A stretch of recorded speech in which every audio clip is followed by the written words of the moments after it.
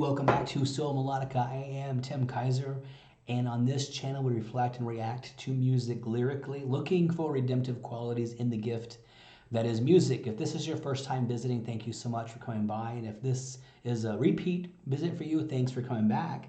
And if you are a subscriber, thank you so much. Your partnership is truly appreciated, and thank you for anybody who's out there outside of the United States. Thank you for joining in with us. I think we have like over 30 countries represented on this channel. It's awesome.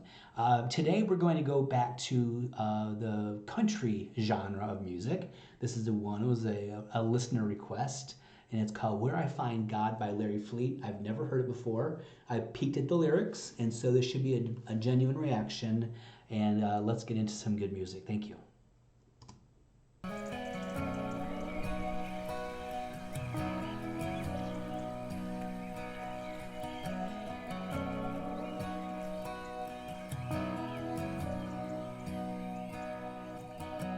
The night I hit rock bottom, sitting on an old bar stool.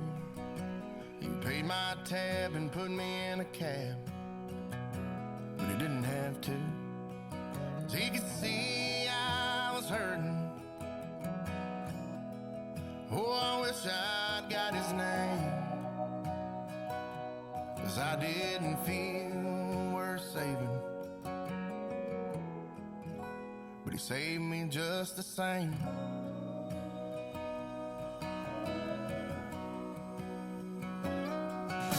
A day out on the water, when the fish just wouldn't bite, I put my pole down, I floated around. It was just so quiet, and I could hear my old man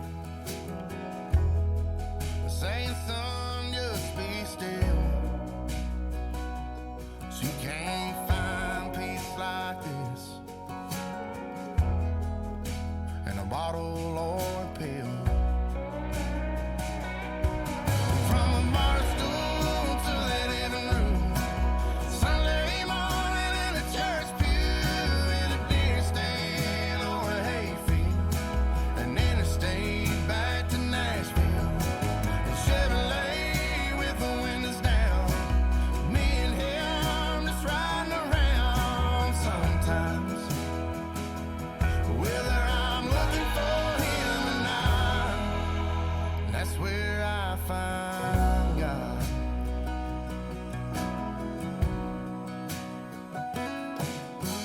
Okay, first off, this song reminds me of a dear friend of mine. I was a youth pastor many years ago, and had a couple of his kids in my youth group, and this guy has taken me hunting and fishing, and he is the epitome of the outdoorsman. And I would go, when I lived in Michigan before I moved to Illinois, I would go hunting with him a lot during hunting season. And I'm telling you, I've never met a person who loved God so much and understood the creation of God, and equated them equally in importance, and saying, this is God's creation. He created this for us to enjoy. And this song kind of gives me the vibe and reminds me of one of my dear friends, Casey. Sometimes late at night, I lie there and listen to the sound of her heart beating, and the song the crickets are singing. I don't know what they're saying, but it sounds like a hymn to me. No, I ain't too good at praying, but thanks for everything.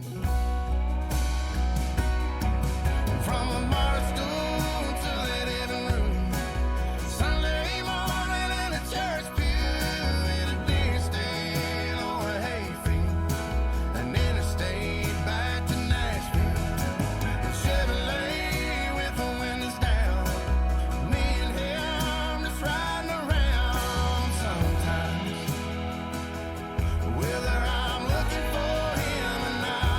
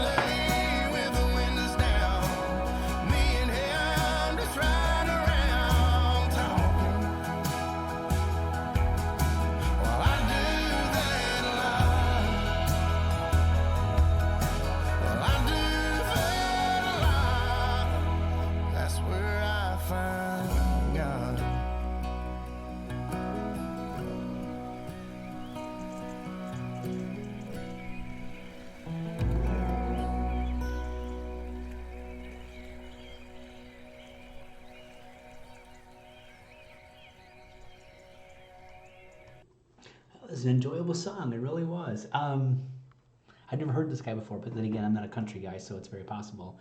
20 million views, so it's not. It's a really it's a really popular song apparently. Let's talk about this from a. I mean, I'm not going to break down all the lyrics because more than any other group of people, the country people hate it when I break the lyrics down. I get more hate mail from that than anything, so I won't break them down. We'll just talk in concepts here. Let's be clear that God is not creation. So it's not like we're not saying that the tree is God or the flower is God. If that's what you're thinking, I encourage you to think differently. The creation is God's, though. God did create it all, and He created it all for us, for our enjoyment and for our use. But it's amazing how complicated creation is. And he was using examples like, being in a deer stand or a hay field.